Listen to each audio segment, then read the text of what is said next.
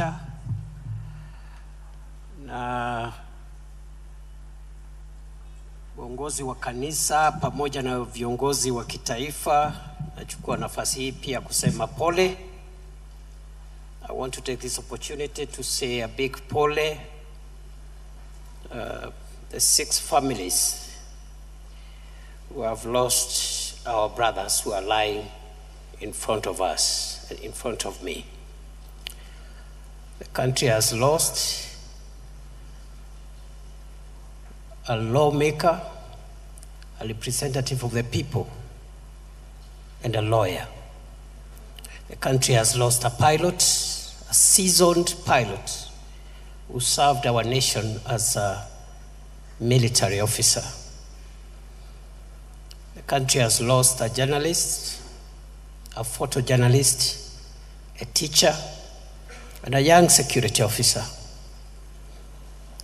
The country has lost our brothers in an accident, and we are praying that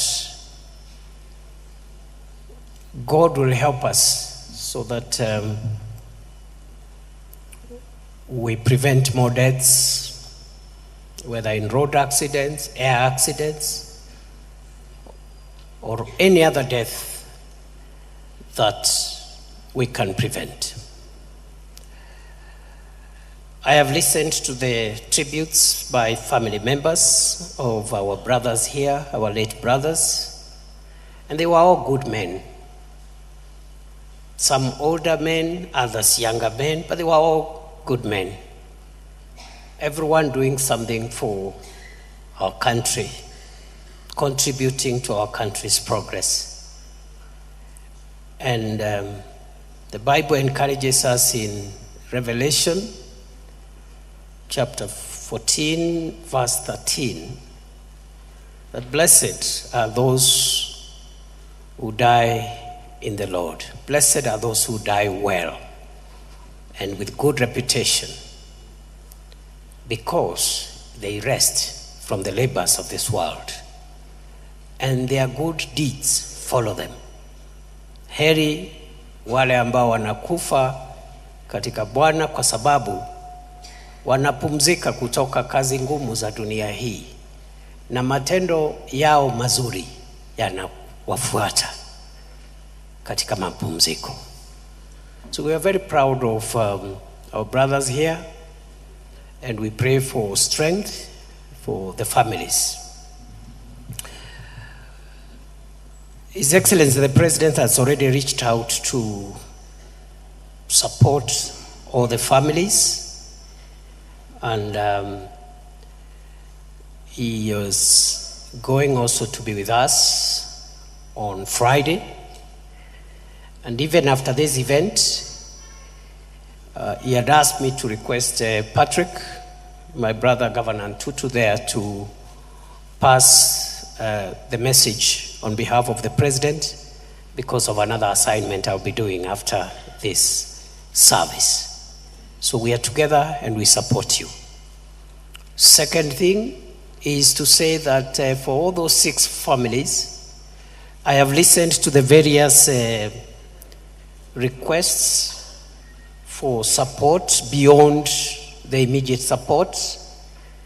The request by my brother Patrick on Mwalimu, because we have another qualified person from the same family. I want to undertake on behalf of government that it is going to be done as requested. I've also discussed with my brother, Governor Patrick, and we have agreed that because he's the governor from where the majority of these brothers came from, he's going to coordinate so that for each family, whatever requests that are there for each family, Governor Patrick will coordinate, and then they'll bring them to me.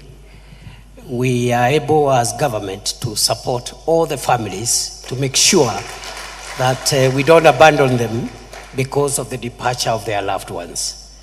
And I know, for example, there's a young officer who has died, who was a security officer protecting our brother Ngeno. we'll find ways of supporting that family to get somebody else. I am told there's a widow somewhere with many children and has lost one of the sons who was the only person there. We'll see how to support that family. So Governor Patrick, we have agreed, my brother, do the job. In the next few days, bring the request and we are going to support all the 6 families. Kwa hivyo, I think we are in this place, very, very, very painful moment. And I also knew the Honorable Johanna Ngeno quite a lot. We didn't agree in many things, but he was a very, very good friend of mine. We agreed on all the ideas and vision that he had for the people of Emurua-Dikirr. But we always discussed about the methodology of getting those things done. So I want to agree with those who say that many people may have underrated the intelligence, wit, and the leadership capabilities of Johanna Ngeno. I agree fully. I have engaged him. He's a solid professional, a very visionary leader, and a person who knew how to combine strength that a leader requires to lead and the soft issues of life.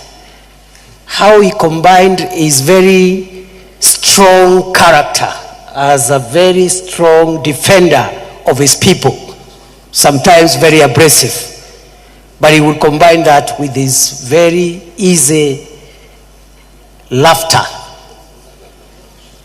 Many times when he was off duty, when he was not doing the rough politics of Emurua-Dikirr and Narok County. So he advised me. We did 2 events recently with him, one in Emurua-Dikirr, another one in Kilgoris, just a few months ago. And let me just say this one. And then he said, not just to me, but to the congregation. We were doing some event for 20 churches.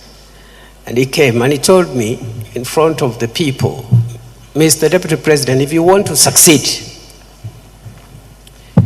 you must stand behind President Ruto and support him to deliver for Kenya. So if anybody had any doubt that the late Johanna Ngeno was a friend, supporter of the president, that doubt should be removed today through the witness statement that I am providing before this congregation. He said loudly and boldly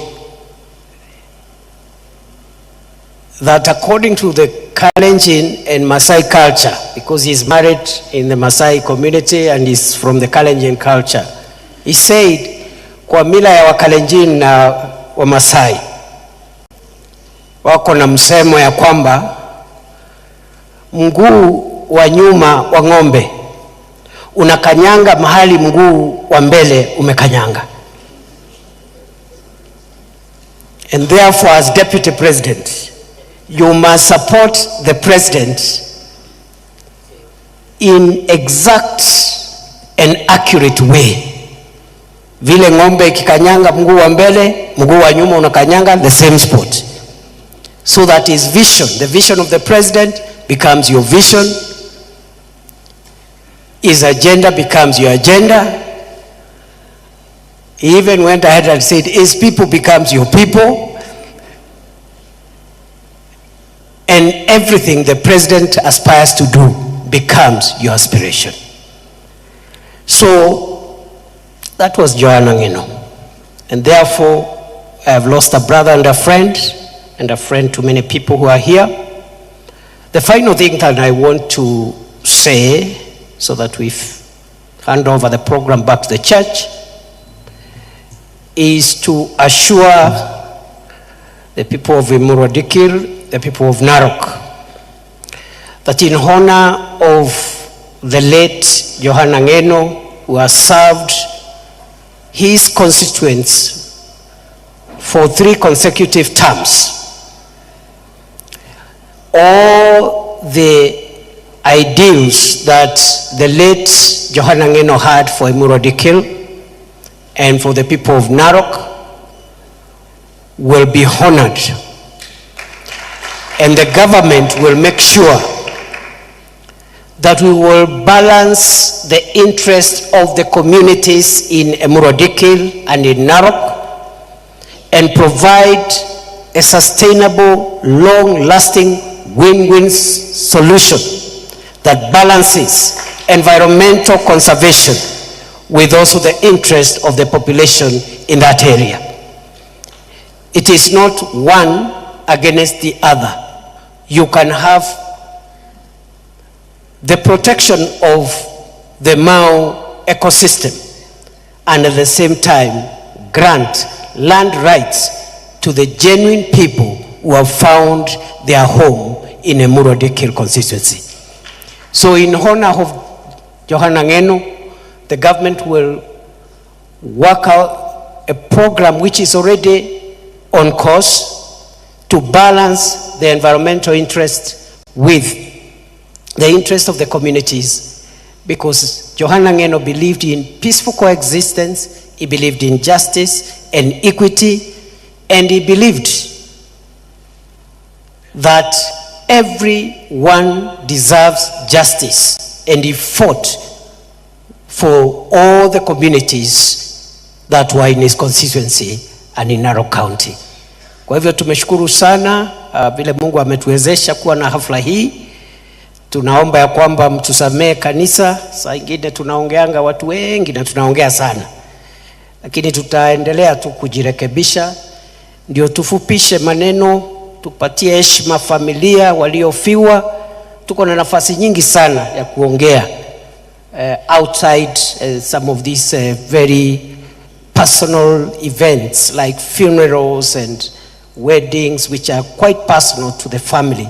So we are growing. We are trying to moderate ourselves, and in the future we will have shorter events so that the family can have ample time to grieve and to feel comforted.